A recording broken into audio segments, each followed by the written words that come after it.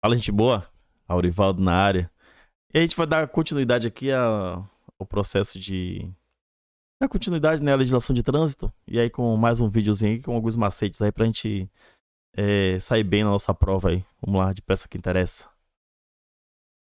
Vias terrestres. Então tá aí.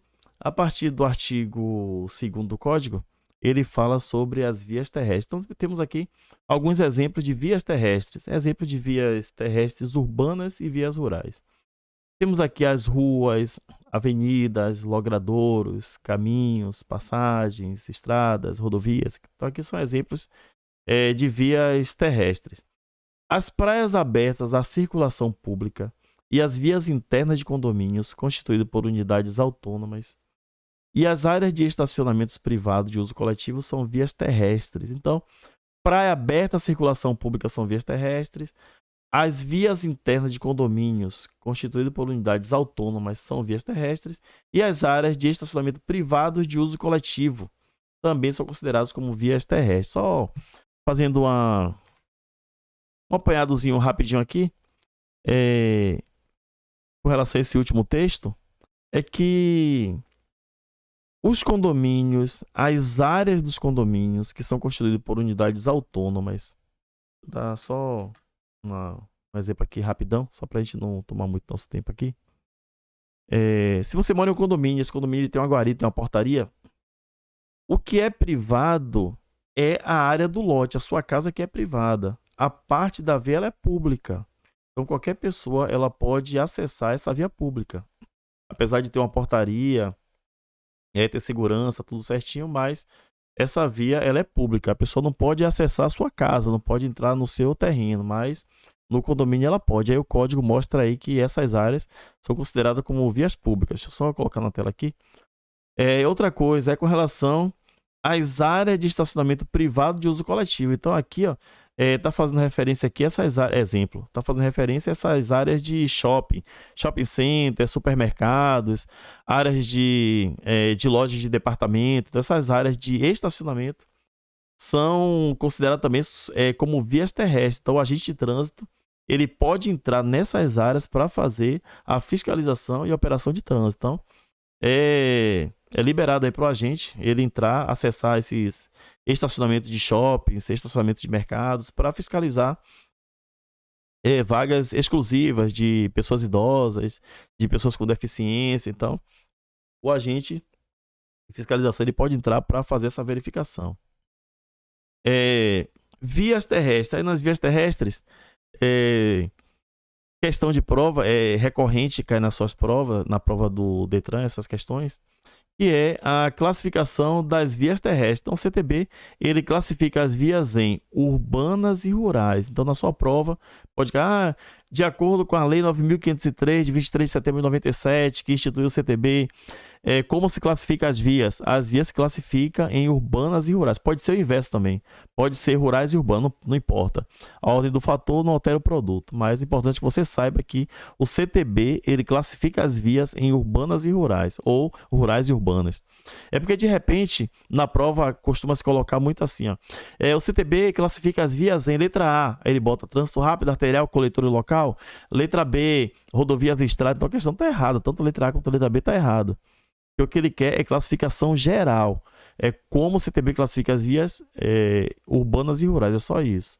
Agora, se a questão pede para você classificar as vias urbanas, aí sim, aí a coisa muda.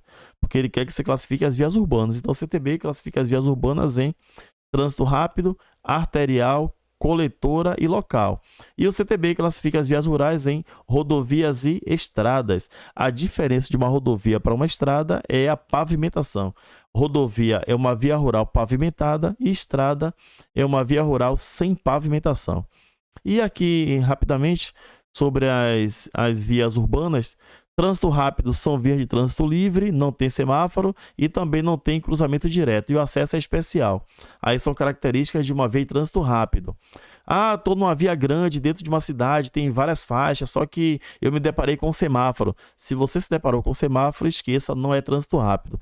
Trânsito rápido não tem semáforo, não tem cruzamento e o acesso ele é especial. Via arterial são vias grandes, vias de grande porte, com várias faixas, e que tem uma característica bem forte, é que ela liga regiões da cidade. Regiões extremas da cidade, elas são ligadas por vias arteriais. Então são vias aí que têm características um pouco diferentes das vias de trânsito rápido. Vias coletoras são vias destinadas a interceptar, coletar e distribuir o tráfego de veículos. Aí são vias coletoras. Geralmente, quando cai na prova uma questão de vias coletoras, ele coloca a palavra coletar ou coleta no meio do texto lá do enunciado. Sempre que você vir na sua prova, lá no enunciado, a palavra coleta ou coletar está se referindo à via coletora. Procure a alternativa que tem via coletora e pode marcar de olho fechado. Via local são vias de acesso a áreas restritas. Aí são as vias locais. Com relação às velocidades, o que determina a velocidade em uma via, o que vai determinar é a placa R19, é a placa de velocidade máxima permitida. É essa placa que determina a velocidade da via. Então, não importa a via em que você esteja trafegando, tem que observar a placa. Qual é a velocidade na placa? Eu observo a placa. Só que, por questão de deficiência do órgão, algumas cidades aí, elas terminam negligenciando a implantação ou a manutenção da sinalização de velocidade, da placa de velocidade, a placa R19. Então aí você de repente está com seu automóvel, com sua motocicleta, e você chega em uma cidade que não tem placa de velocidade. E agora eu faço o quê? Então você observa as características da via e pela característica você vai utilizar uma regrinha. Essa regrinha eu vou mostrar daqui a pouquinho em uma tabela, mas deixa eu voltar aqui para essa placa aqui. O artigo 61 fala o seguinte, ó, artigo 61 do Código. A velocidade máxima permitida para a via será indicada por meio de sinalização, por meio de placa, obedecida às suas características técnicas e às condições de trânsito. Então, você chegou em uma via, segue o que está na placa. Agora, se você chegou em uma via e não tem placa, a gente vai seguir essa tabela aqui, ó. Essa tabela é bem tranquila, muito fácil de seguir. Então, são velocidades, eu considero como velocidades de parâmetro. Por que são velocidades de parâmetro?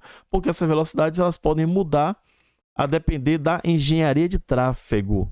A engenharia de tráfego do órgão, ela pode mudar esses valores. Por exemplo, é uma via arterial, que no código da 60, a engenharia pode fazer um estudo técnico na via e entender que essa velocidade pode ser aumentada para 80, não tem problema nenhum.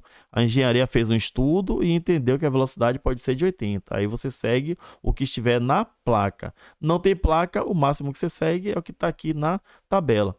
Via de trânsito rápido 80, via arterial 60, via coletora 40, via local 30. Nas rodovias de pista dupla, nós temos aqui alguns valores aqui de velocidade, 110 e 90. E rodovias também de pista simples. A diferença de rodovia de pista dupla para rodovia de pista simples, dupla porque tem duas pistas, simples porque só tem uma pista. Como essa aqui, por exemplo, você tem aqui, ó, uma rodovia com uma pista, mão e contramão, mas se você perceber é uma pista só. Então aqui é a rodovia de pista simples. Isso aqui vai influenciar na velocidade. Perceba que aqui é 100, ó, e em cima é 110. Por que aqui é 100 e em cima é 110? Porque o risco de acidente aqui embaixo é maior. Como o risco de acidente aqui embaixo é maior, diminui a velocidade. Então, só voltando lá para cima, para a rodovia de pista dupla. Você chegou em uma rodovia de pista dupla e você está ou com um automóvel ou com uma caminhoneta, presta atenção, ou você está com uma motocicleta. Se você estiver com um desses três, você entrou em uma rodovia de pista dupla, não viu placa nenhuma, o máximo que você pode ir é 110. Atenção!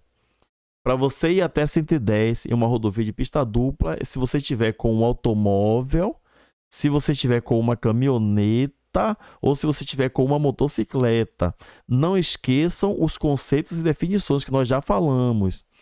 Nos conceitos e definições falamos sobre caminhonete, só para lembrar para vocês, e nós falamos também sobre motoneta. Por que eu estou falando isso? Porque aqui em cima não está escrito caminhonete e nem está escrito motoneta. Se aqui em cima não está escrito caminhonete e nem motoneta, esses dois tipos de veículos, esse aqui e esse, tem que seguir a 90 por hora. Você está com uma caminhonete, entrou em uma rodovia de pista dupla, não tem placa nenhuma, o máximo que você pode ir é 90, porque você está com uma caminhonete. Ah, eu tô com uma motoneta e uma rodovia federal de pista dupla e não tem placa nenhuma. Com uma motoneta, o máximo que você pode ir é 90. Motoneta não é motocicleta. Motocicleta é uma coisa, motoneta é outra. Caminhoneta é uma coisa, caminhonete é outra coisa. Então, atenção para você não ser pego de surpresa em uma casca de banana na sua prova. Simbora. Caminhar. Se existe uma velocidade máxima, tem uma velocidade mínima. A velocidade mínima não poderá ser inferior à metade da máxima permitida para a via. Por exemplo, velocidade na placa de uma via é de 80. Qual a velocidade mínima? A mínima é a metade da máxima. A mínima aqui seria 40, ou seja, você não pode trafegar em via de 80 abaixo de 40, porque é infração. Isso é infração média, está previsto no artigo 219 do CTB. Infração média, trafegar em velocidade abaixo da mínima permitida para a via. Você está em uma via que a velocidade é 60 por hora, velocidade máxima permitida, está na placa. Você não pode trafegar abaixo de 30. Você está em uma via que é 70 por hora na placa. Você não pode trafegar abaixo de 35 por hora, porque você comete infração média, previsto no artigo 219 do Código. Infração média, R$ 130,16. Então aqui, ó. Agora, existem alguns atenuantes, existem algumas circunstâncias em que você poderá, deixa eu mudar a tela aqui, em que você poderá trafegar em velocidade abaixo da mínima sem cometer a infração. Existem 3 situações em que você pode trafegar em velocidade abaixo da mínima sem cometer a infração. Está aí do ladinho essas circunstâncias. Quais são elas? Se as condições de tráfego não permitem, está congestionado, está engarrafado, tem movimentação de pedestre, tem passeata, então você vai trafegar devagar, trafegar abaixo da mínima e não é infração. Outra situação, condições meteorológicas não permitem. Está chovendo muito, aquela chuva torrencial, aquela chuva forte, alagou a cidade, está caindo maior neve, está caindo maior granizo, aí nesses casos, fumaça. Então você vai ter que trafegar devagar. Trafegando devagar não é infração, porque está previsto na lei que condições meteorológicas comprometem a dirigibilidade. E a terceira e última possibilidade é se você estiver na faixa da direita. Na faixa da direita ninguém te incomoda. Se você estiver devagar, não quer andar muito, está cansado do trabalho, está indo para casa, está sem pressa, está indo na praia, vá para a faixa da direita. Deixa as outras faixas livres. Na faixa da direita ninguém te incomoda. E aí não é infração de trânsito, tranquilo? Então tá aí mais umas dicas aí básicas para a gente tirar 10 na nossa prova lá, tirar nota máxima nossa prova lá. Aquele abração e até a próxima, até o próximo vídeo. Um abraço, gente boa, fui.